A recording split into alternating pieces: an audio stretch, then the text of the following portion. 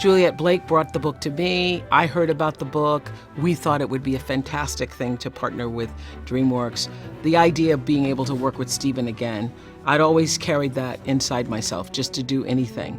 You know, when I was auditioning for The Color Purple, I never expected to be in it, but I would have been happy just to carry his script, to carry water, to do anything to work with him. So I felt that it was something that the two of us would be interested in, that story of the family moving itself and being able to speak to not just what it means to be a family, but what it means to be a family of the world.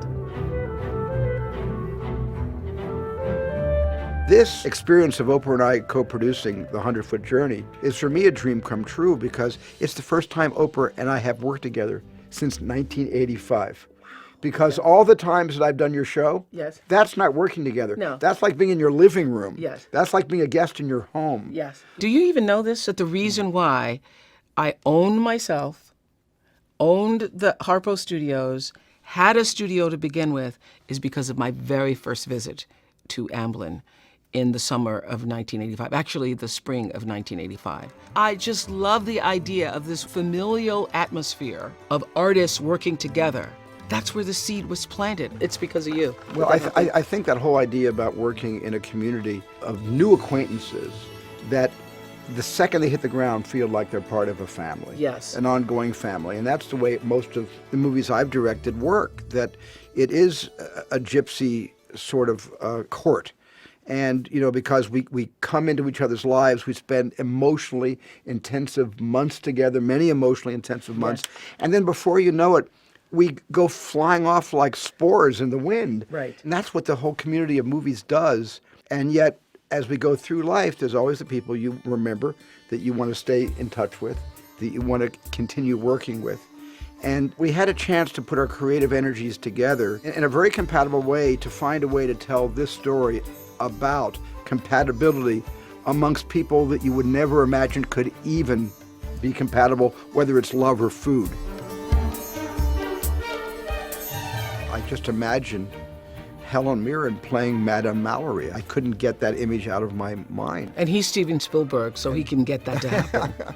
But I can, well, you can if the actor's available and if Yes. they like the script. Yes. But when I even heard that we're reaching out to Helen Mirren, I was like, okay, well, if you get Helen Mirren, you're on the way to getting a movie. We get a serious movie now. Yeah, you We got a serious movie, yeah. But a serious movie with a tremendous sense of humor, which is something the author brought to it. It's something that the casting and the cast brought to it. And it's certainly something that Lasse continued to... But he's seasoned throughout. Yes, he seasoned it throughout.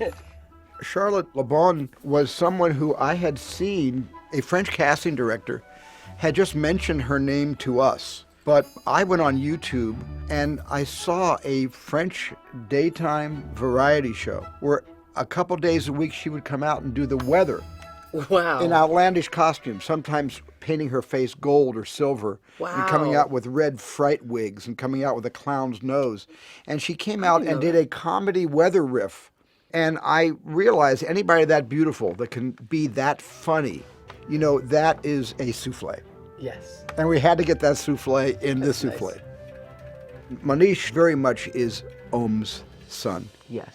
There is something on camera and off camera that really bonded those two actors. I think it's cooking every weekend and them sitting around the table and creating traditional Indian food. Sure. And being together as a family and as a father figure. Right. That really helped mesh that. It did, and I think he learned a lot from him, how to prepare Yes. some of the meals. Particularly for this film, the food is another character, and we've made it so. The director did such an amazing job of making the food, every time you look at a tomato, you think it's gonna speak to you. Nobody can go to this film, may I say, and not come away and want to eat a really good meal afterwards. Whenever I eat mashed potatoes, not exactly what you would call the haute couture of cuisine, No. but whenever I eat mashed potatoes, and I can indulge myself and drench it in melted butter, it takes me back to being 7 and 8 years old, which is exactly how my mom made the mashed potatoes, right next to her pot roast. That the mashed potatoes was like a volcano. She would actually take the mashed potatoes, stick them in the plate, smash down the top, And then ladle in the butter in the top.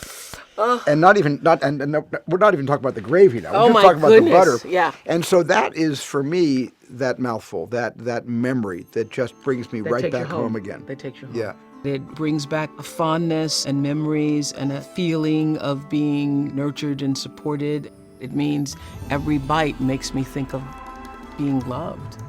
So food plays a big role in bringing the family together. It's the central focus for that which allows them to stand out because they feel a great sense of confidence in their ability to make wonderful food and food that really fills people up spiritually, emotionally, as well as being delicious. So many foods today are spoken of in terms of fusion.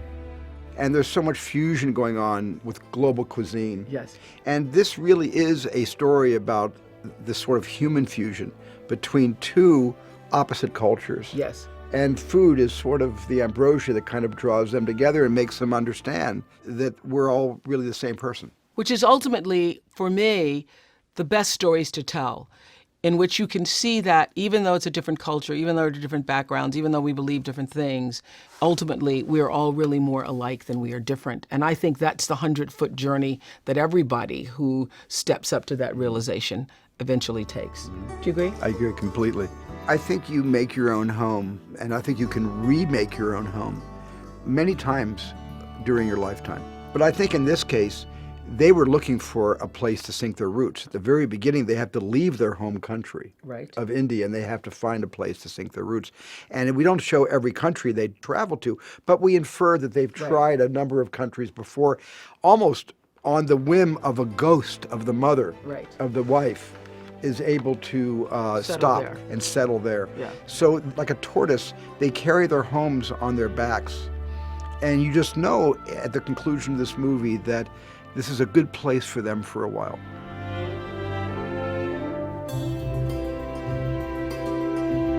It felt lush. And the ambience of that countryside, that amazing, French countryside. When I was there, it's like something you dreamed. I thought how fantastic, you're talking about creating a family, but how fantastic that the film family gets to actually work in that atmosphere. Right. And it wasn't, just like a Hollywood backlot or something, Right, that it right. was It the was real deal. Then when Lasse Hallström came on board to direct the picture, with his incredible knowledge and grasp of cinema. Why did you want it to be him? Well, for one thing, I still love, one of my favorite movies of all time is My Life as a Dog. Ooh, And I yes. have been a fan of Lasse's Yeah. from the beginning of his life as a filmmaker. Lasse is a stickler for the details, and what really turns him on as an artist, as a filmmaker, is finding those little asides that aren't central to the screenplay, but it's something that a child does in the background. It's a little smile that the younger brother gives to Hassan, his older brother. Yes. It's those little details that I knew that Lasse, from his other work, was going to pepper, if I can use a... Yeah. Although pepper is, you don't put pepper on everything. Just, Yes, no. But he was going to season the movie Yes, with all these little sort of nuances and details, and was going to make the movie even more special than it was on the page. My experience was, here's a director who is not just in control, but also loves the work and loves the people he's working with, because he's created this sense of family and nurturing that supports the cast in a way that just makes everybody better. I mean, and just also what was going on behind the scenes, everybody going to house and him cooking on the weekend and everybody gathering around the table. So food was a part of it, even when they weren't working. Of course, we had food consultants on the set to show the actors. I was watching dailies every day, as Oprah was. And I was always terrified of the phone ringing to say that somebody lost the tip of a finger. Yeah. I had this horrible vision. Really? That during some of the cooking scenes... Yes, that somebody's going to... Okay, the expert turns the knife over to the actor. And there it is. And the actor lops off a part of their finger. I mean, I lived in fear of this moment happening. On the last day of shooting, I was so relieved that never happened. I could not believe that when I saw it, how emotional it was for me. I was thinking, okay, now you've seen every daily, and now you're sitting here crying. Come on, Oprah. But I did. It got to me emotionally big time when I first saw it. I was very, very moved. I was immediately looking for a phone to call Lasse, because I just wanted to reach out to Lasse and to Stephen Knight, who wrote the screenplay and also the author of the book, because I think it was just a beautiful handoff from book to script to director. Yeah. I was choked up when I talked to Lasse. When he heard my voice, I was a little bit undone by the end of the movie. Because lots of movies you go to and you think, oh, well, the book was better. Da, da, da. You don't feel that at all. You're right. It's a perfect handoff. The book was, the script was, and the movie is. It really is a narrative, a very clear chapter 1. Then chapter 2 happens. Yeah. Then here comes chapter 3. We can't wait for chapter 4. Yeah. And it peaks exactly where you hope it will. Yeah. And it falls off exactly when you want it to. And then it's kind of old-fashioned in a good way. Stephen, that's perfect. It's old-fashioned in a really good way. In a good way, it's like a real movie that, we used to get up and go to the movies and go see, that fills you up and you come out with a really great feeling and you want to tell your friends about it in a good way.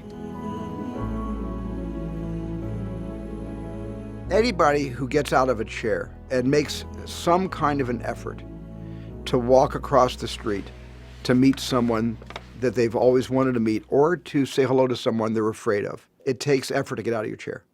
And that 100-foot journey represents everything that we go through, whether it has to do with food or love or children or friendship. You have to make an effort. You have to walk a distance in order to achieve something of value for yourself. Every 100-foot journey that anybody takes is really like the Wizard of Oz. It's never any further than your own backyard, because it has to happen here and here. The shift had to come here before he could walk across the street. So for everybody who makes the 100-foot journey, it all starts right here.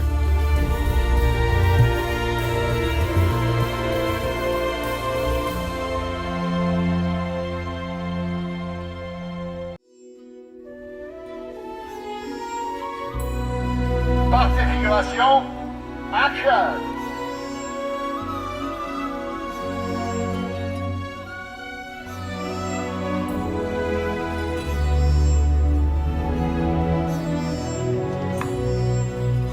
My day job has always been a journalist. I was European bureau chief for Forbes. I could go around the world. And one day, my wife and daughter and I were in Guernsey and walking on the beach, and this idea popped into my head. So I sat down to write the story a little bit every morning before I started my day job. So it took me, I hate to say it, about 10 years. I was working for National Geographic in Washington, D.C., and I said to my husband, I'm going to do something really entrepreneurial for a change. And I said, I'm going to option a book. And I fell in love with the 100-foot journey. And she came to me in Philadelphia, and she said, I have to make this film. I said, I will have one movie project, and this will be it. And I promise you, I will keep you involved every step of the way, and I'll get it made. Juliet Blake, the producer, hired Steve Knight, and he did a first draft of the story that really surprised everyone with its quality. It was so accurate already after the first draft. People here at DreamWorks just went ahead and greenlit it. When you're writing and you have these two monolithic figures, Steven Spielberg and Oprah Winfrey, supporting the project, it's a great energy to have. Steven really took to the script and to the story.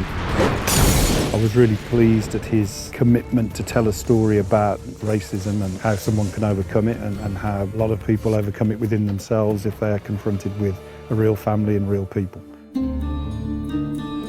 What attracted me here was a chance to make a realistic fable, and the arc for the character Madame Mallory is pretty dramatic. So when we got Helen Mirren, we knew we had a film for sure. Who are these people? I don't know. I literally was praying that Helen Mirren would do it. She doesn't just bring her acting chops. Marguerite? She really brings her knowledge of France, her knowledge of food, Voilà. her ability to have fun. Is it a wedding party over there? The funeral. The death of good taste in Saint-Antonin. I wanted to be part of this because I love France and as an English person. I did grow up next door to the coolest country in the world, I thought. The French with their wonderful baguettes and their incredible cheese, and every French person I ever met was always so elegantly dressed. So I thought the idea of being in a beautiful part of France like we are for 2 or 3 months was just a job made in heaven for me, quite honestly. I had that phone call, would you be free for... it's a small part, it's a very small part, but I said I don't mind if I can play with Helen Mirren, even in one scene. I say yes. I always find inspiration from the actors I'm working with, and in a way the younger and the less experienced they are, the more I find them inspiring, because there's a freshness of attitude and an openness and a freedom that I always find really inspiring. Well, at first I was intimidated by her, similar to Hassan and Madame Mallory. I thought I was intimidated by her, but also she's a really fun person to be around. I can totally be myself. I make jokes. When we finally met each other and we met up as a whole family, the chemistry was there. We were all excited about the project, and we got that sense of this family who work together and the banter that happens between each sibling. They all stayed in the same hotel. In fact, didn't stay in that hotel. He moved into an apartment so he could cook for everybody, and that's what he did. Having a relationship with this family, you are playing their dad. So my idea was to get them before we start filming together, and then we all cook together. And there was a great sense of bonding, and they all started calling me Papa. And right at around midnight, the director came with a bottle of champagne. DreamWorks, fireworks.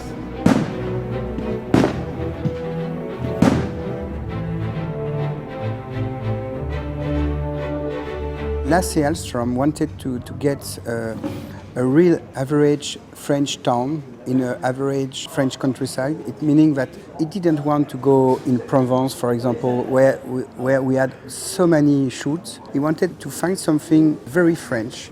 It is beautiful, it is exotic, it is picturesque.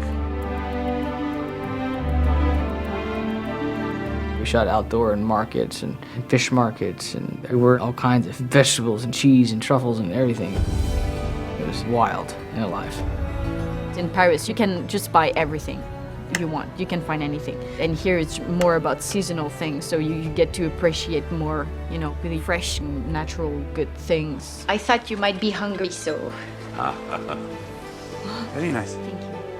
It was finding the location for the 2 restaurants that was much more of a challenge. The chance that we would find those 2 buildings across from one another wasn't very likely. But we found the farmhouse, this farmhouse here, that we were very much in love with. Thanks to the kindness of the farmer and his wife, who owned this house, they allowed us to build a road in front of their farmhouse, and on the other side of that road allowed us to build a facade for the Sopleur. Sopleur is on the left and Maison Mumbai on the right. Okay, ready, here we go.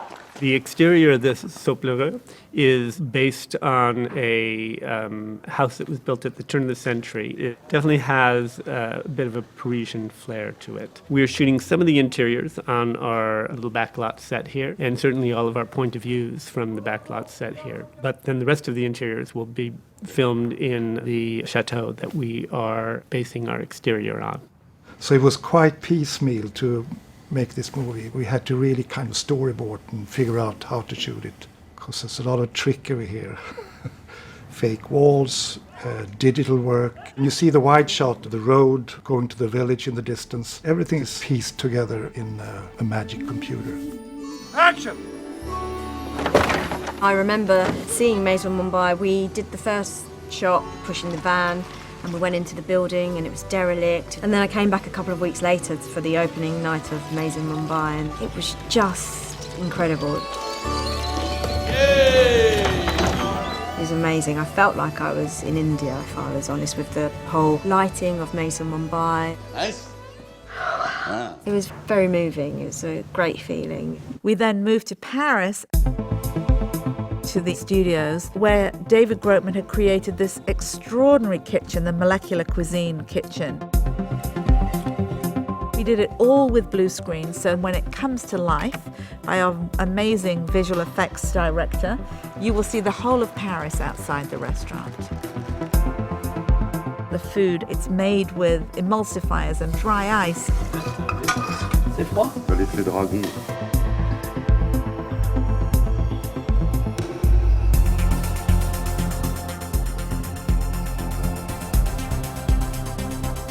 And now we're here at the Luc Besson studios and we're shooting Madame Mallory's kitchen. And it's a beautiful, really traditional, old French, very classical kitchen with everything that you would expect in it. And it's remarkable. Both kitchens feel like a complete juxtaposition to the warmth of the Maison Mumbai kitchen. If you have a spice, use it. Don't sprinkle it. Spoon it in. And I decided to try to create a timeless quality. We tried to avoid things that would associate to a specific time. So that goes with wardrobe, costume, cars. They're all kind of generic looking in a sense. Pierre-Yves Garot, our costume designer, really went along with this idea of creating a timeless quality. It's a specific French look. The idea is that you're not focusing on what the time frame is of this film. Is he as good as I think he is? Better. When Pierre-Yves, our costume designer, showed me his lookbook and his idea for Madame Mallory's character, I immediately got it. The way he has dressed her in Thierry Mugler suits and very fitted at the beginning, and as the movie continues and as she softens towards Papa, you can see her clothes soften. Beau, hein? Pierre-Yves, the designer, came to me with the pictures of this French woman who was a general designer, but a woman with such incredible personal style. Her whole look was just the epitome of French style, French elegance. I took one look at those pictures. I said, absolutely, that's perfect for Madame Mallory. You know, you cannot be nervous and make a sauce hollandaise. The eggs will feel it, they will separate. No. Start again, start again. It's very complicated to work with food in film because you create food that is not necessarily the food that you would eat in a restaurant. It has to look really sumptuous on the plate. We had lots of specialists and chefs from France and from India who were advising us on set. There was a lot of hoopla around that. We're not just doing simple dishes. There's a lot of prepping. 90% of our Indian food is cooked on the same day. So we had to peel the carrots, the potatoes, the onions, chop them up in the right size, because that's what gives it the look which we wanted. I worked with Anil on preparing Indian food and preparing vegetables, how to cut them, how to make sure that you cut a vegetable appropriately for a curry versus a salad. And also, I worked with the French chef. You can see the difference. That was awesome. Today we are helping with the food setup at the 100-foot journey. There were a couple of dishes that they wanted, so I'm helping them cook those dishes, conceive those dishes, and put a little bit of myself as a chef in the food. We have two chefs here with us, and you can ask any question, and you are true in the small details, so it's a luxury to have them on the set. We have Vincent, who is this very traditional, wonderful, young chef who's created all this amazing food for Saut Pleureur. Welcome to Vincent's kitchen, where we do fake food for cinema. Hi, Vincent. He's working very hard. We had a couple of cooking lessons. Cooking is just about gestures. The way you're moving, the way you're putting your towel on the shoulder, the way you're cutting, and there's a lot of tension.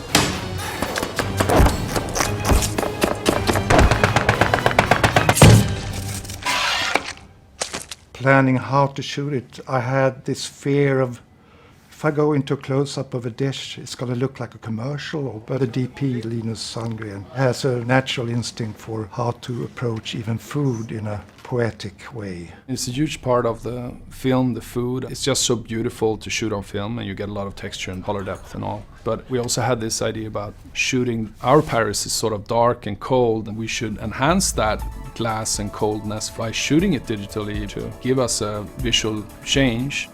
This, we tell the story with the camera as well.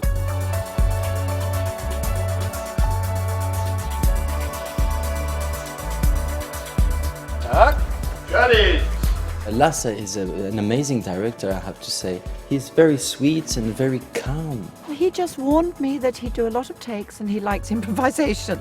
So we didn't discuss the character in that sense. I love that. I like jumping in off the deep end, quite honestly. He's a great director, but he pretends to be not great director. He gives you the impression that I am not going to direct, you are going to direct yourself, which is a lie.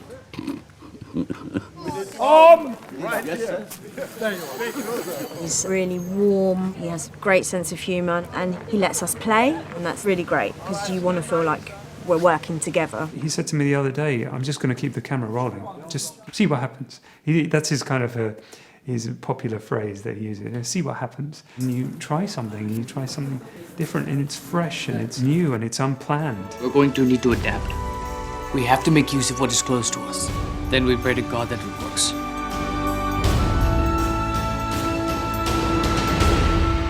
To have a composer like A.R. Rahman to do the music for this film is spectacular. He's such a well-known Indian composer. I think I discovered A.R. when the general public discovered him through Slumdog Millionaire and that music.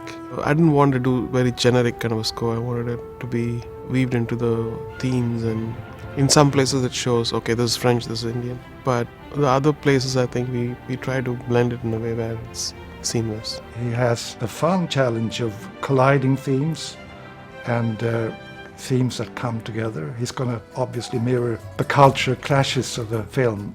Welcome to Mumbai.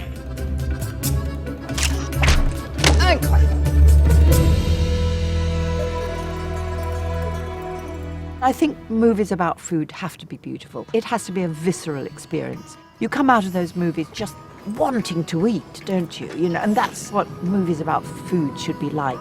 Every bite takes you home. To me, a 100-foot journey is that point in our lives where we cross out of our comfort zone and in some way rewards you in your life. When you think of a journey, you think of a long journey. And the 100-foot feels very short, but the truth is it's the longest journey that people can go on. It's the journey to fight racism. You're a chef. They do not pay you to burn things. The fact is that it is quite a journey for these people. It is a fascinating emotional journey, the journey to mutual understanding and acceptance, a journey to not get stuck in prejudice. And that's how optimistic this film is. Let's dream this optimistic dream. Might come true if we really dream hard enough. My son.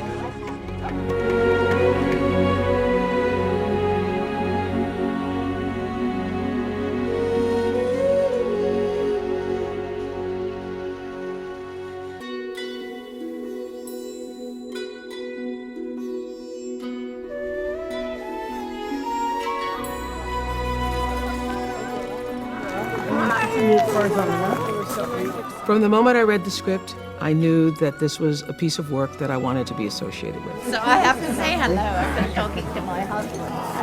How are you? And I think what Richard Moray did in A 100-Foot Journey was allow the reader to step into a world that was unfamiliar to them and to get to know the Kadam family in such a way that we now feel that we're a part of their lives. Right. Oh, you're so great. It's so great to see you at work.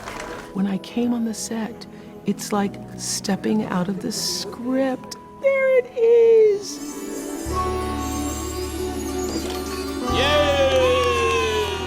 Maison Mumbai looks exactly like I imagined it to be, down to the details in Hassan's bedroom and Papa's bedroom. This is maybe my favorite set so far, I have to say. Isn't it perfect? It's just stunning because it's India and old France at the same time. Everything has the texture and feel of exactly what you would have imagined it to be. I mean, that's art. Because that's what he does. Yeah, that's what he does. The title is The 100-Foot Journey, but it's really about the 100-foot divide between cultures. This is the 100-foot journey. Without a doubt, it's a 100-foot journey. It's a 100-foot journey from the home of Maison Mumbai to door the to door. home of the Silk Cavern. Door to door. I think that's beautiful. You know why?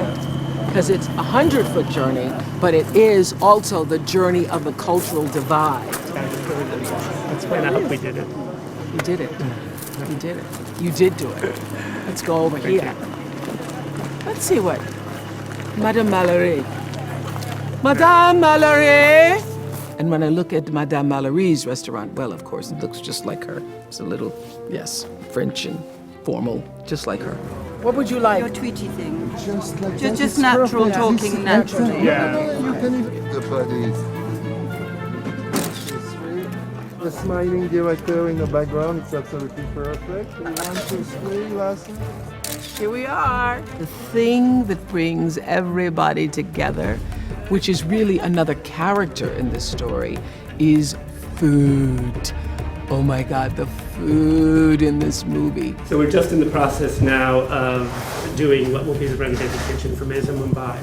And what's wonderful about food is we all know that it blends cultures. I love this. This is great. And allows us to have just a little peek into someone else's life, someone else's experience, someone else's taste. From an Indian import store in Paris. Yeah. From an Indian import store in Paris. Yeah. It's funny. When you go through India, you know how they have those outdoor restaurants. Yes. You see those outdoor, and I hadn't imagined. You know, in my book, I made it much more formal. And as soon as I saw the set, I said, "Oh, this is perfect because it's really bringing more of Mumbai to France than I had imagined." It's a love story, and it's a family love story. That's why I think it's going to touch so many hearts. A lot of people's heart space will be opened up because it has a little bit of everything. You know, it has humanity. Okay, they want you. Yes, yes, yes. Thank you. Thank you.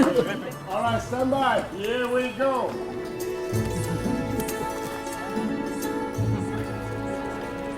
Thank you. Lovely. Thank you.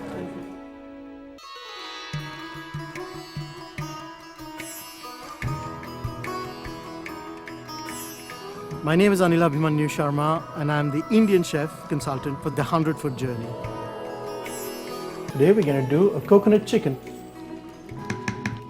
First of all, a coconut is very auspicious for us Indians. For us, it is the entire earth inside, so we need to listen to what is going on inside, okay? Once you have the water inside, you know that it's a good coconut.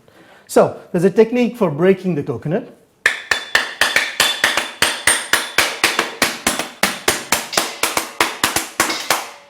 Voila. Okay. That way you collect all the water that is inside and you have a coconut which is complete. Then you can cut it as you want into slices or big chunks. And we have all the ingredients over here in front of us. So we have ginger over here, we have garlic paste, we have red onions, we have cashew nuts, we have coconut milk, we have curry leaves, nothing to do with curry, but curry, K-A-R-I. Okay, we have green lemon, we have salt, we have tomato paste, we have red chilies, and we have shredded coconut over here. And the most important is the garam masala, which has about 12 different spices in seed form. I'm going to roast some of our cashew nuts in ghee. I'm going to use 3 tablespoons of ghee, and I'm going to throw in some red chilies, dried red chilies.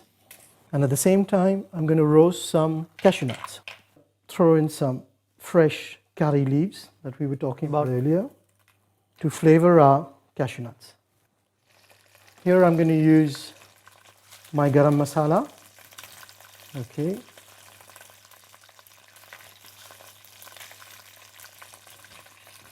Great.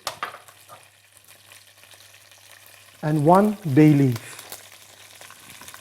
We let it cook for about a minute, and then we are going to prepare the paste with red onions, garlic and ginger. Stir everything in together, and you can already smell the lovely Indian flavors coming through. So we're going to let that cook for a minute or so, and then we're going to put in the spices in the powder form. So we're going to start with turmeric,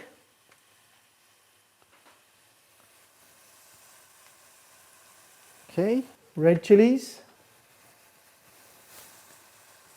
and I have my special Madras masala. Some coconut milk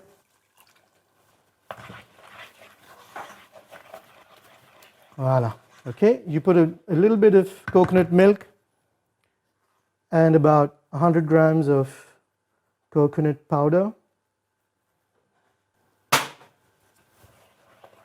We can add a glass of water very gently.